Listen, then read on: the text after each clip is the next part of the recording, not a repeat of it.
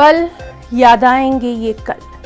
जी हाँ, यही गाते गाते मशहूर गुलकार कृष्ण कुमार कुन्नत, जिन्हें पूरी दुनिया के नाम से जानती थी, मंगल के रोज मगरबी बंगाल के दारुल हुकूमत कोलकाता में एक लाइव कंसर्ट परफॉर्म कर रहे थे कि अचानक परफॉर्मेंस के दौरान ही थोड़ा सा उन्हें अनईजी फील हुआ, उनको दिल का दौरा पड़ा और अचानक ये खबर आई कि के का इंतकाल हो गया। 53 साल के ने हिंदी में 200 से ज्यादा मशहूर गाने गाए हैं। न सिर्फ हिंदी बल्कि तमिल, तेलुगु, कन्नड़, मलयालम, मराठी, बंगाली समेत दीगर जबानों में भी उन्होंने अपनी आवाज का जादू खूब बिखेरा। कृष्ण कुमार कुन्नत की मौत से फिल्म इंडस्ट्री सकते में है।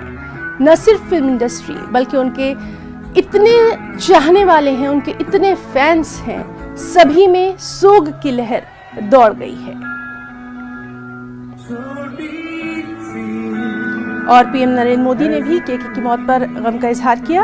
वज़ीर-ए-आज़म नरेंद्र मोदी ने ट्वीट किया, मशहूर गुलकार कृष्ण कुमार कुन्नत की बेवक्त मौत के बारे में सुनकर दुख हुआ। उनके गीतों में इजहार का वसी सिलसिला है। हम उन्हें उनके गानों के जरिए हमेशा याद रखेंगे। उनके खानदान और मद्दाहों से मेरी ताज़ियत। वहीं मरकजी वज़ीर दाखिला अमित शाह, नायब सदर जमहूरिया एम वेंकैया नायडू, मरकजी वजीर अनुराग ठाकुर, कांग्रेस लीडर राहुल गांधी ने भी ट्वीट करते हुए के को खिराज अकीदत पेश किया।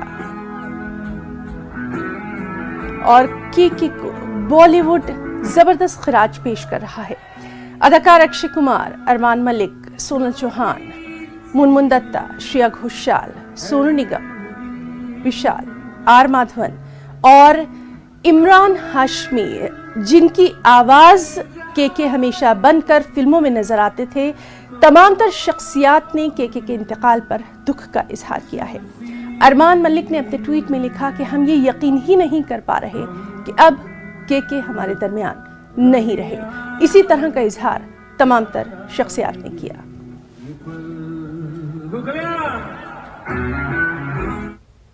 करियर शुरू की थी और अच्छा सिंगर, मतलब बहुत ही बेहतरीन सिंगर था। जो इंडियन फिल्म इंडस्ट्री में जो रॉक गाने जब से आने लगे, उसमें केकी की आवाज़ जो है वो एक बहुत बड़ा योगदान उसमें रखा है।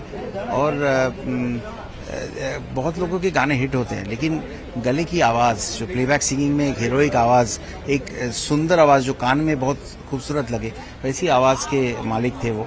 और one of the bestest guys, non controversial, कभी गाने के सिवा और किसी चीज़ में कभी भी आप के का कोई भी बात नहीं सुनेंगे। एकदम शांतिपूर्ण जिंदगी जीते थे। पार्टीज में ज़्यादा हम उनको देखते भी नहीं थे। बहुत सिंपल सा और मज़ेदार लड़का था। कोई गॉसिप नहीं, किसी चीज़ में उसको कोई इंटरेस्ट नहीं था। गाना आता था, गाना गाता था, चला जाता था। कोलकाता में ये खबर, ये कलकत्ता में हुआ, मतलब क्या बताऊं मैं, हमने तो सुना नहीं था। इस रात को टीवी मैंने जलाया नहीं था। मेरे डैडी ने बाहर से फोन करके, बाहर गांव से फोन करके मुझे बताया कि ऐसा ऐसा हो गया। It's shocking, absolutely shocking. गाना यार, उसका ही गाना याद आ रहा है। इतना पुराना दोस्त है हमारा, 26 साल का दोस्त है हमारा। पहला गाना, पहला फिल्म मेरा तेरे लिए, उसमें उसने गाना गाया। फिर मेरे यहाँ की शादी है, फिर काफी सारा राज 3, क्या क्या नहीं गया, कितना सारा, सड़क 2 में उसने गाना गाया मेरा। और ये बंगाली फिल्म में भी गाना गाया है, इतना सारा गाना गाया है। इतना अच्छा परफॉर्मर जस्ट सोच भी नहीं सकता है। सबसे बड़ी बात है कि एक दोस्त चला गया, ही वॉज जस्ट 53। तो यही आज लग रहा है कि लाइफ इजी लेना चाहिए एक्चुअली। इतना सीरियसली मेरा वही पल याद आ रहा है, पल।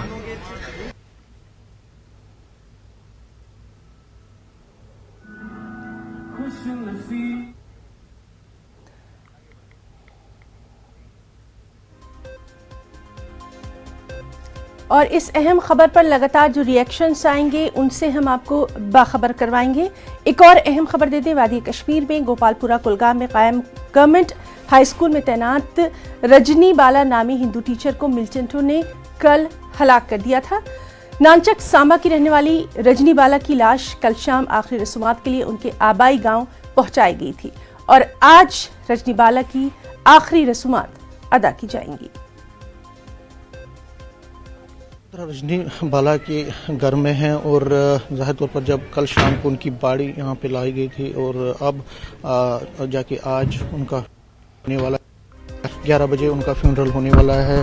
बहुत सारे लोग यहाँ पे कल से ही आ रहे हैं, जब से उनके डेथ के समाचार मिला था कुलगाम में, जिस तरह से उनका आतंकवादी ने गोली मार के हलाक कर दिया था। उसके बाद लगातार उनके घर में लोग आ रहे हों और आज भी बहुत सारी तादाद में जो लोग हैं वो जो गमज़दा परिवार है उनका हौसला बढ़ाने के लिए यहाँ पहुँचे हैं। और जहाँ तक फ्यूनरल की तैयारी है वो भी चल रही है। आप मेरे पीछे देख सकते हैं जो फ्यूनरल की तैयारियाँ भी हो रही है और 11 बजे के करीब जो फ्यूनरल यहाँ पे उनका होने वाला है। बहुत सारे लोगों के आने के एक्सपेक्टेशंस हैं, जिसमें पॉलिटिशियंस भी होंगे और बाकी लोग भी होंगे। जगह जगह पे कल से ही प्रोटेस्ट हो रहे हैं। यहाँ सांबा में भी बहुत सारे प्रोटेस्ट हुए, जम्मू में प्रोटेस्ट हुए, कश्मीर वैली में भी बहुत जगहों पे, लाल चौक एरिया में, विस्सू मटन, बाकी जगह जहाँ जहाँ कश्मीरी पंडित रहते हैं एम्प्लॉयज़, वहाँ पे भी उन्होंने प्रोटेस्ट किया, एहतजाज किया इस कत्ल के ख़िलाफ़ और इस हलाकत के ख़िलाफ़। और आज भी ज़ाहिर तौर पर यहाँ कहा जा रहा है कि जब ये फ्यूनरल होगा उसके बाद भी यहाँ एहतजाज का जो दौर है वो चलता रहेगा। ABVP हो, बजरंग दल हो, BJP, कांग्रेस, सभी लोगों ने कल से एहतजाज किया यहाँ पे। और एक मांग उठ रही है कि जो कश्मीर में माइनॉरिटी एम्प्लॉयज़ हैं, माइनॉरिटी कम्युनिटीज़ के से ताल्लुक़ रखने वाले, उनको यहाँ पे वापस बुलाया जाए, जम्मू उनको रिलोकेशन उनकी की जाए। तो कुल मिला के आज फ्यूनरल होने वाला है। जब कल हमारी बात हुई फैमिली मेम्बर से, उनके हस्बैंड से, उनके फादर इन लॉ से, तो सभी ने कहा कि अब वक्त आ गया है कि जब तक कि कश्मीर में हालात ठीक नहीं होते कि तो जितने भी वहाँ एम्प्लॉयज़ हैं उनको यहाँ पे जम्मू मुंतकिल किया जाए, उनको यहाँ ट्रांसफ़र किया जाए। और ये भी मांग कर रहे हैं कि जो कसूरवार हैं उनको जल्द से जल्द सज़ा मिलनी चाहिए। कैमरामैन चांद के साथ में समीर भट्ट, न्यूज़ 18 जम्मू। और हमारे साथ मौजूद है इस वक्त हमारे साथी समीर भट्ट। समीर, लगातार हम ये देख रहे हैं कि इस पर तमाम लोगों का यही एक सवाल है कि वो एक टीचर थी रजनी बाला, जो कि तालीम देने के लिए बच्चों को स्कूल जाती थी, उनको मारकर आखिर किसी को क्या मिला? उनके वालिदैन ये सवाल कर रहे हैं कि उनकी लाडली को मारकर आखिर किसे क्या मिला है। अब आपसे जानना चाहेंगे, वहां पर जाहिर सी बात है सोगवारी का माहौल है, कब तक उनकी आखिरी रस्मात अदा की जाएगी? देखिए हिना, आपने सही कहा। सबसे पहले मैं अपडेट दे दूं कि तकरीबन 11 बजे के करीब कहा जा रहा है कि उनका फ्यूनरल होगा और उसके लिए बहुत सारे लोग आ गए हैं यहाँ पे उनकी रेजिडेंस पे। आप देख सकते हैं इनके जो हस्बैंड हैं यहाँ पे वो बैठे हैं, फादर इन लॉ उनके वो भी यहाँ पे साथ में ही हैं, उनकी जो बाकी रिलेटिव्स हैं और वो भी यहाँ पे उनका हौसला बढ़ाने के लिए, जो रिश्तेदार हैं, जो गाँव के लोग हैं और बाकी गाँव के लोग भी यहाँ पे भारी तादाद में यहाँ पे पहुँच रहे हैं। और 11 बजे के करीब उनका फ्यूनरल होगा यहाँ पे इसी जगह पे, इसी उनके गांव में। और जहाँ तक गमजदगी का माहौल पूरे एरिया में है, पूरे गांव में है, पूरे इस घर में कल से छाया हुआ है। जब से उनको पता चला कल सुबह कि उनका कत्ल किया गया है, तब से लगातार यहाँ पे सिर्फ गम का माहौल है, लोग दुखी हैं और सबसे ज़्यादा गुस्से में भी बहुत सारे लोग हैं।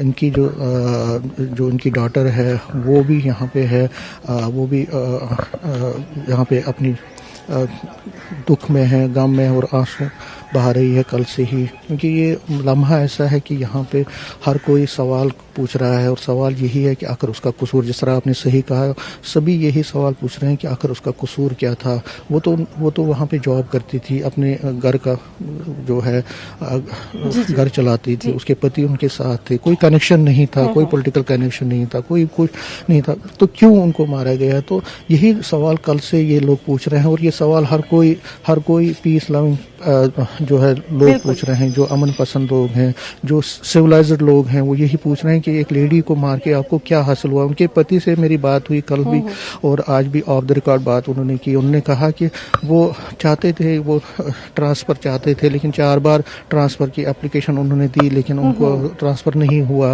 उन्होंने कहा कि उनकी पत्नी सादा जिंदगी गुजारती थी। आप मेरे पीछे देख रहे हैं, मैं कैमरामैन को कहूँ जूम करें, वो उनकी जो बेटी है आप देख सकते हैं उसकी हालत क्या है। कल से ही लगातार वो रो रही है, कल से ही वो बिल्कुल भी किसी के साथ ना बात कर रही है, ना कुछ आप देख सकते हैं कितनी बुरी हालत उसकी है।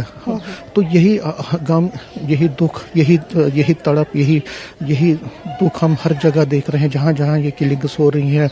आप अमरीन भट्ट को दीजिए, उनके घर में जो बड़गाम में क्या हुआ, उसके पापा किस तरह से रो रहे थे।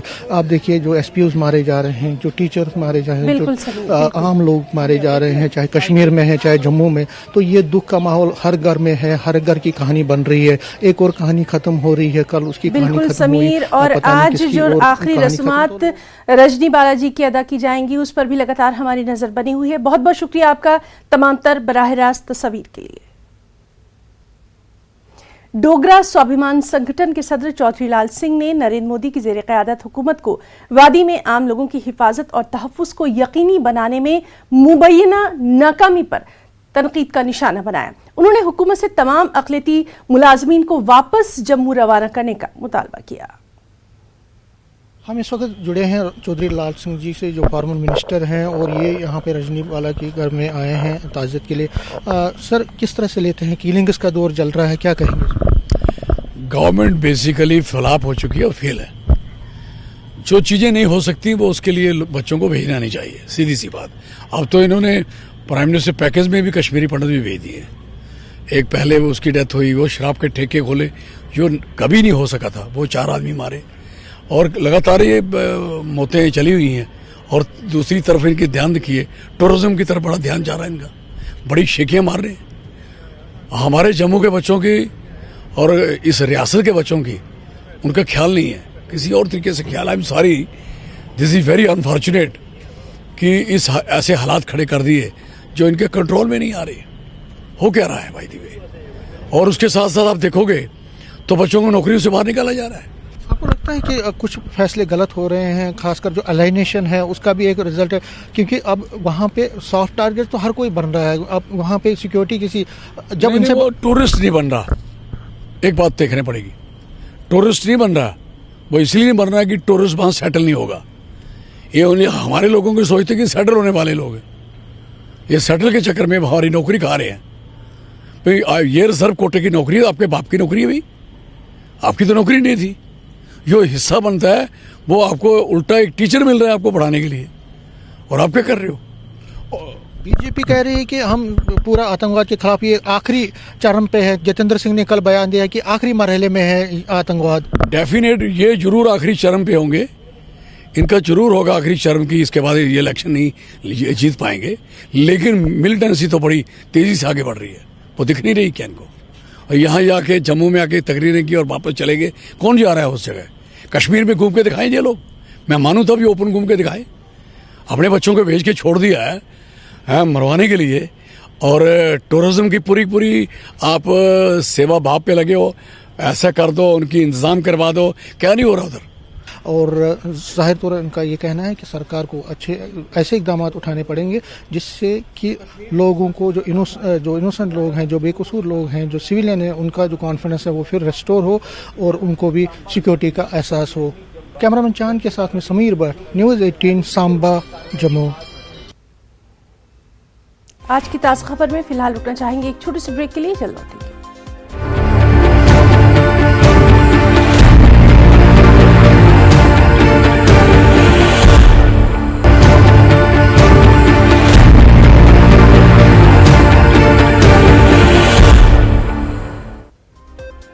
आज की ताज़ा खबर में एक और अहम खबर। आज 1 जून से 19 किलोग्राम कमर्शियल एलपीजी सिलेंडर की कीमत में कमी की गई है। ये सिलेंडर आज से 135 रुपये सस्ता कर दिया गया है।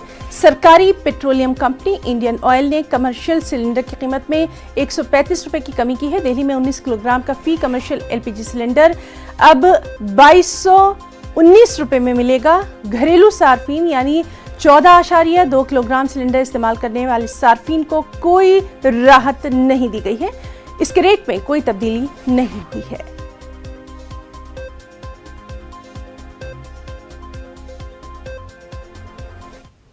अयोध्या में भगवान श्री राम के मंदिर की तामीर तेजी से जारी है। राम मंदिर की तामीर के पहले मरहले में चबूतरे का काम मुकम्मल हो चुका है। इसके बाद अब मंदिर के दूसरे बेहद अहम मरहले का तामीरी काम शुरू होने जा रहा है। इसी के तहत गर्भगृह की तामीर का काम शुरू किया जाएगा। यूपी के सीएम योगी आदित्यनाथ राम मंदिर के गर्भगृह का संग बुनियाद रखेंगे।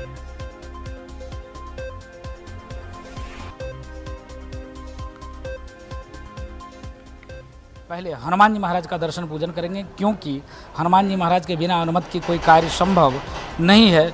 तो पहले आएंगे हनुमानगढ़ी दर्शन पूजन करेंगे, उसके बाद भगवान राम की जन्मभूमि में उस शिलापट रखा जाएगा। वो शिलापट जिसकी प्रतीक्षा 500 वर्ष से समस्त हिंदू जनमानस को, जिसकी प्रतीक्षा में कण कण हर जन जन की आंखें टकटकी लगाकर थी कि कब भव्य दिव्य भगवान राम की जन्मभूमि बने। इसके साक्षी उत्तर प्रदेश के यशस्वी मुख्यमंत्री योगी आदित्यनाथ जी महाराज के हाथों के द्वारा होना है। इसके साथ साथ पास में एक मंदिर है, वहां पर भी जाएंगे। पंजाबी गुलूकार सिद्धू मूसेवाला कत्ल केस में पहली गिरफ्तारी उत्तराखंड से हो गई है।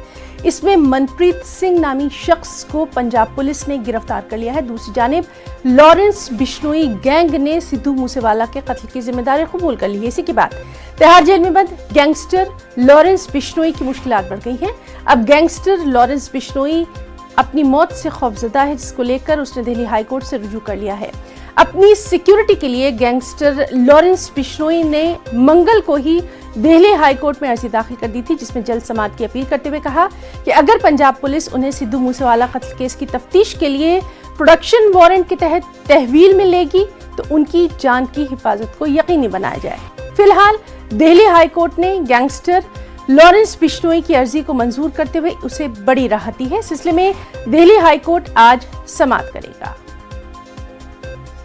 सीधे रुख करेंगे हमारे साथी सुशील पांडे का। सुशील, लॉरेंस की सिक्योरिटी को लेकर आज अहम सुनवाई होने वाली है, तफसीलात चाहेंगे। जी बिल्कुल, देखिए साफ से सिद्धू मूसेवाले की हत्या के बाद लॉरेंस बिश्नोई ने कोर्ट में अर्जी दाखिल की है। हालांकि हाईकोर्ट में उसने अर्जी दाखिल करके ये मांग की है कि अगर पंजाब पुलिस उसका प्रोटेक्शन लेती है तो निश्चित रूप से उसका इनकाउंटर हो सकता है, ऐसा उसने आशंका जताई है। इससे पहले उसने एनआईए कोर्ट में अर्जी दाखिल की थी, लेकिन एनआईए कोर्ट ने कहा कि चूंकि सिक्योरिटी स्टेट का सब्जेक्ट है, इस मामले में अभी फिलहाल किसी भी अदालत से कोई प्रोटेक्शन वारंट लॉरेंस बिश्नोई को नहीं जारी हुआ है, लिहाजा सुरक्षा का अभी कोई औचित्य नहीं है और इसी फिलहाल आदेश को लेकर वो हाईकोर्ट पहुंचा है। आज हाईकोर्ट लगभग 12 बजे के आसपास सुनवाई करेगा। जस्टिस स्वर्णकांत शर्मा की बेंच में ये मामला लिस्टेड है, तो देखना अहम होगा कि लॉरेंस बिश्नोई को फिलहाल जिस प्रोटेक्शन के लिए वो हाईकोर्ट पहुंचा है वो मिलता है या फिर नहीं। जी सुशील, बहुत बहुत शुक्रिया आपका तमाम तर जानकारी के लिए। दिल्ली से अहम खबर है, जहां आजम खान से आज अखिलेश यादव मुलाकात कर सकते हैं। इस दौरान अखिलेश यादव के साथ कपिल सिब्बल भी मौजूद रहेंगे। आजम खान अखिलेश यादव से नाराज चल रहे हैं। ऐसे में इस मुलाकात को काफी अहम तस्वुर किया जा रहा है। ख्याल रहे कि हाल ही में आजम खान ने एसपी छोड़ने और किसी दूसरी पार्टी में शमूलियत के इम्कान पर कहा था कि कोई माकूल कश्ती सामने आए तो फिलहाल तो मेरा जहाज ही काफी है। आजम खान इस वक्त दिल्ली के सरगंगा राम अस्पताल में दाखिल है। उनकी हालत मुकम्मल तौर पर मुस्तहकम है। लखनऊ से हमारे साथ मौजूद हैं हमारे साथी तारिक कमर। तारिक, आपसे जानना चाहेंगे, आजम खान जो हैं वो दिल्ली में हैं और तबीयत उनकी नासाज बताई जा रही है, ये तो एक जानकारी आपसे चाहिए। दूसरी अहम बात, अखिलेश यादव की आज मुलाकात हो सकती है आजम खान से। सियासी गलियारों में इसके कई मायने निकाले जा सकते हैं। हाँ देखिए, पहली बात तो यही है कि आजम खान के सीने में दर्द था और जाहिर है कि कुछ ये शुबा जाहिर किया जा रहा था कि दिल का कोई मामला है, दिल में कुछ तकलीफ हो सकती है। एहतियाती तौर पर उन्हें गंगाराम अस्पताल ले जाया गया था। पहले दिल्ली में इस वक्त जेरे इलाज हैं और बुनियादी बात यही है कि जब से वो जेल से लौट कर आए हैं तब से उनकी तबीयत किसी न किसी तरह खराब है। कभी कोई प्रॉब्लम है तो कभी जाहिर है कोरोना के बाद से वैसे ही जो सेहत के मामला थे वो कमजोर हो गए थे और अब जो ये सीने में दर्द की शिकायत हुई है तो उसके बाद उन्हें दिल्ली ले जाया गया है इलाज के लिए। और देखिए, जहाँ तक अखिलेश की मुलाकात का ताल्लुक है तो ये बात तो अब कहीं ना कहीं सियासी गलियारों में गर्दिश करती रहती है, क्योंकि एक कुछ लोगों का मानना है कि फासले बड़े हैं, जबकि कपिल सिब्बल के राज्यसभा में जाने से और फिर ये कहने से बार बार कि उनको आजम खान की रिहाई की उसका इनाम दिया तो उसमें तो उसको कहीं 7 से कम कोई महसूस नहीं है। अब देखना यही है कि देखिए पार्टी के बाहर क्या सरगर्मियां हैं और पार्टी के जो दाखिली मामला हैं उनकी संदाज से चल रहा है। जब तक आदम खान इस बारे में कुछ न बात करें, बजाते खुद कुछ बयान न दें, तब तक जाहिर है सब कयास हैं। और हालांकि सियासी दुनिया में कयास और कयास आराइयों की जी तारिक, बिल्कुल। तो आज इस मुलाकात पर सभी की नजरें रहने वाली हैं। आपसे भी लगातार अपडेट लेते रहेंगे। बहुत बहुत शुक्रिया आपका तमाम तफसीलात के लिए। खबर मध्य प्रदेश से, जहां इंतखाबात से पहले बीजेपी ने अपनी जमीन मजबूत करने के लिए हर तरह की मशक शुरू कर दी है। पंचायत और असेंबली इंतखाबात को मद्देनजर रखते हुए बीजेपी के कौमी सदर जेपी नड्डा मध्य प्रदेश के 3 रोजा दौरे पर हैं। इस दौरान वो एमपी में बीजेपी लीडरों को जीत का मंत्र देंगे। आज दोपहर 3:30 बजे बीजेपी की रियासती वर्किंग कमेटी की अहम मीटिंग होना है। मोतीलाल नेहरू स्टेडियम में लीडरों के बड़े बड़े कटआउट नस्ब किए गए हैं। एक बड़ा सा स्टेज भी तैयार किया गया है जिसमें 5,500 लोगों के बैठने का इंतजाम किया गया है।